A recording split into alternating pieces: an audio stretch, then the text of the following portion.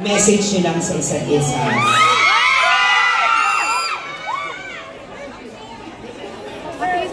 Ako siguro sisimplihan ko na para meron pa akong maitira para pag kaming dalawa na lang, Diyos ko, baka mas marami pa akong dapat sabihin dahil grabe din yung naging journey namin dito. Pero thank you, Josh, and this is going to be one of the most memorable projects I've done in my career. So thank you.